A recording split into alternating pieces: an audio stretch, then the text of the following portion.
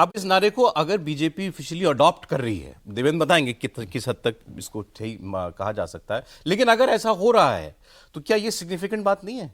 नहीं, देखिए, पार्टी की दो स्थिति होती है। एक कोई नारा हो, कोई स्लोगन हो और कोई सिद्धांत हो, कोई बात हो, उसको एडॉप्ट करना, उसको प्रचारित और प्रसारित करना। दूसरा ये है कि उसके सामने कोई विकल्प ही ना बचे। इस नारे का विरोध बीजेपी में कौन कर सकता है, बताइए हमें। और वो अगर जो करेगा उसका क्या हाल होगा, मतलब हाल से मेरा मतलब है उसकी छवि क्या। नहीं सर, लेट्स बी ऑनेस्ट, नारा योगी जी ने दिया था। योगी जी ने ये सोच के तो नहीं दिया होगा कि भाई कल को इसको प्रधानमंत्री भी बोले और मोहन भागवत जी भी यही बात कह दें, ये सोच के तो नहीं दिया होगा, लेकिन वैसा हुआ।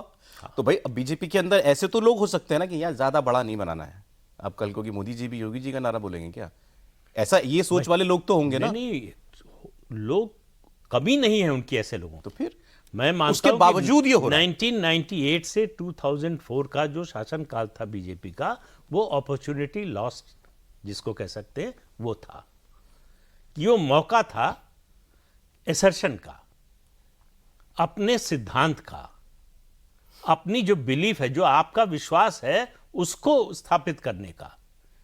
उस समय जो है पार्टी और सरकार सब जो है सेकुलर बनने की होड़ में लग गए।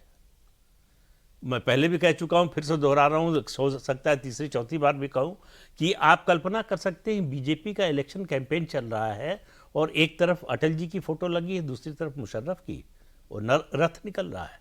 ये 2004 में हुआ। तो ये अकल्पनीय बात थी।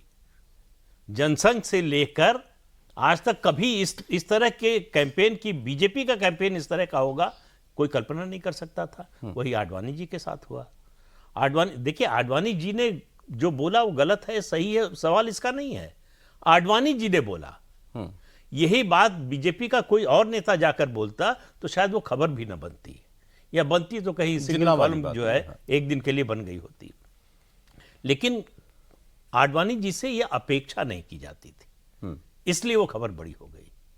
इसलिए लगा कि वो अपनी विचारधारा को एक तरह से चैलेंज कर रहे हैं, छोड़ रहे हैं, या उससे दूरी बना रहे हैं, इस रूप में देखा गया। और ऐसा नहीं कि इससे पहले किसी ने ये बात बोली नहीं हो, लेकिन आडवाणी जी ये बोल सकते हैं, इसकी कल्पना नहीं थी। उसी तरह से जैसे प्रणब मुखर्जी संघ के मुख्यालय चले जाएंगे, ये कोई कल्पना कांग्रेस में कर सकता है? Coming back to Yogi ji, आपका कहना है योगी जी ने ये बात कही, बात इतनी जचने वाली है ये बीजेपी के लिए कि चाहे आपकी पार्टी के अंदर किसी को ये भी लगता हो कि भाई योगी जी के नारे को ना इतना बड़ा बनाया जाए, फिर भी लेकिन जरूरत है आज। देखिए, केवल जचने की बात नहीं होती, बात होती है जो बोल रहा है उसका कन्विक्शन कितना है इस पर। वो स्ट्रेटजी के नाते बोल रहा है, चुनावी फायदा उठाने के लिए बोल रहा है, या उसका कन्विक्शन है ये।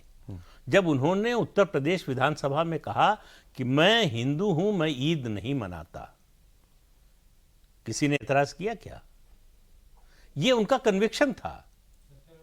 ये वो किसी पॉलिटिकल कॉन्स्टिट्यूएंसी को एड्रेस नहीं कर रहे थे।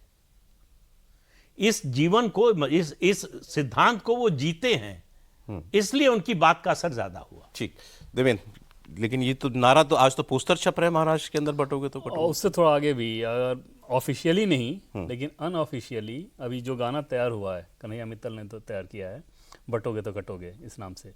उसमें शिवाजी के बहुत सारे क्लिपिंग वगैरह लगा के यूट्यूब पे उसको जारी किया गया है, और अगले 2 दिन के अंदर आप देखेंगे कि महाराष्ट्र के हर मोबाइल में आपको ये नज़र आएगी। सोशल मीडिया पर ऑलरेडी उसको दे दिया गया है।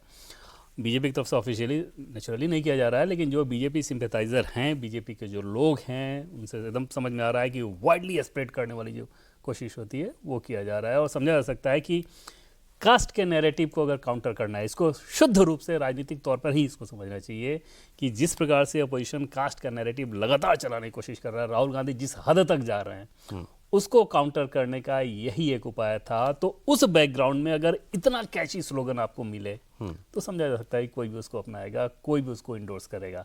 भाव तो ऑलरेडी यही है, चाहे बीजेपी की बात कर लें, संघ की बात, कहना तो यही चाह रहे हैं, सबको भाव ऑलरेडी है भी, वो पहले से, ऐसा नहीं है कि कोई नया भाव आ गया है, यही भाव तो रहा ही है।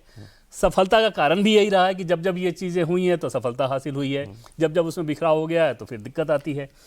इस बैकग्राउंड में वो बहुत ज़रूरी था। योगी आदित्यनाथ ने उसको कहा, एकदम कैची तरीके से कहा, उसके बाद सबको ये समझ में आ गया कि हाँ इस लाइन को आगे बढ़ाया जाए। और जैसा कि मैंने आपको कहा कि वो गाना अभी भी मेरे पास भी आ गया है, वो यूट्यूब पे बाकायदा गाना बनाया गया है कन्हैया मित्तल द्वारा और उसको स्प्रेड किया जाएगा एकदम आप से। हो सकता है क्या कि ये प्राइम मिनिस्टर हो यही 3 शब्द बोल दें किसी रैली में? मुमकिन लगता है आपको? नहीं, ये इस तरह वाला तो नहीं है। प्रधानमंत्री एक हद तक चीज़ों को राजनीतिक चश्मे से देखते हैं, लेकिन उससे आगे शब्द उनका अपना होगा एकदम। और आपने देखा भी कि 2 दिन बाद हाँ, जो उन्होंने कहा उसको था, जो बोला था वो हाँ, थोड़ा वो सीधे समझाने वाले तरह की, भाई आप बटेंगे दूसरे महफिल से जाएंगे, वही लाइन रहेगी। अमित भाई इस लाइन पे आएंगे भी नहीं, लेकिन हिंदुत्व वाली और एकता वाली बात पे तो आप कह सकते हैं कि उन लोगों के जहन में रहता है एकदम से, और ये कोई नई चीज़ नहीं है। जैसा कि सर ने बताया कि 40 साल पहले हुई है, ये सारी चीज़ तो फाउंडेशन ही वही है, लेकिन बैकग्राउंड अभी बहुत ज़रूरी इस लिहाज से था कि राहुल गांधी बार बार ये कोशिश कर रहे थे कि किसी तरह से कास्ट के आधार पर डिवाइड कर दीजिए, उसको काउंटर करने के लिए ऐसे कैची लाइन की जरूरत थी।